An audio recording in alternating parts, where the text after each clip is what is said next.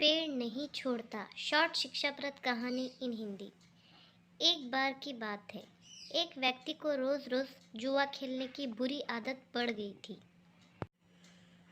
उसकी इस आदत से सभी बड़े परेशान रहते थे।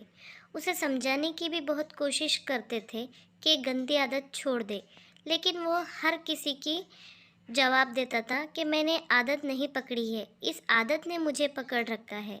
और सचमुच वो उस आदत को छोड़ना चाहता था, पर हजार कोशिशों के बावजूद वो ऐसा नहीं कर पा रहा था। परिवार वालों ने सोचा कि शायद शादी करवा देने से वो आदत छोड़ दे, तो उसकी शादी करा दी गई। पर कुछ दिनों तक सब ठीक चला और फिर वो जुआ खेलने जाने लगा। उसकी पत्नी भी अब काफ़ी चिंतित रहने लगी और उसने निश्चय किया कि वो किसी न किसी तरह अपने पति की इस आदत को छुड़वा कर ही दम लेगी।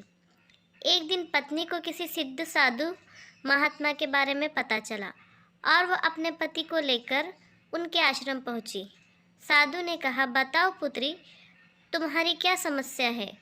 पत्नी ने दुखपूर्वक सारी बातें साधु महाराज को बता दी। साधु महाराज उनकी बातें सुनकर समस्या की जड़ समझ चुके थे और समाधान देने के लिए उन्होंने पति पत्नी को अगले दिन आने के लिए कहा। अगले दिन वो आश्रम पहुँचे तो उन्होंने देखा कि साधु महाराज एक पेड़ को पकड़कर खड़े हैं। उन्होंने साधु से पूछा कि आप क्या कर रहे हैं और पेड़ को इस तरह क्यों पकड़े हुए हैं। साधु ने कहा, आप लोग जाइए और कल आइएगा। फिर तीसरे दिन भी पति पत्नी पहुँचे तो देखा कि फिर से साधु पेड़ को पकड़कर खड़े हैं। उन्होंने जिज्ञासावश पूछा, महाराज आप ये क्या कर रहे हैं। साधु बोले, पेड़ मुझे छोड़ नहीं रहा है, आप लोग कल आना।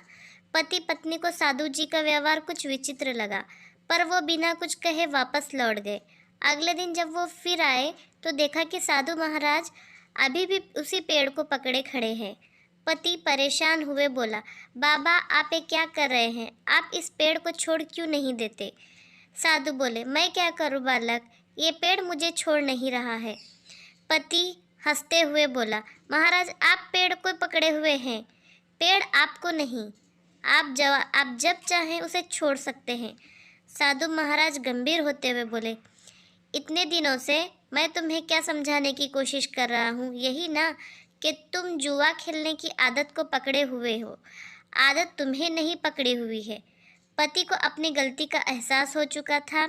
वो समझ गया कि किसी भी आदत के लिए वो खुद जिम्मेदार है और वो अपनी इच्छा शक्ति के बल पर जब चाहे उसे छोड़ सकता है।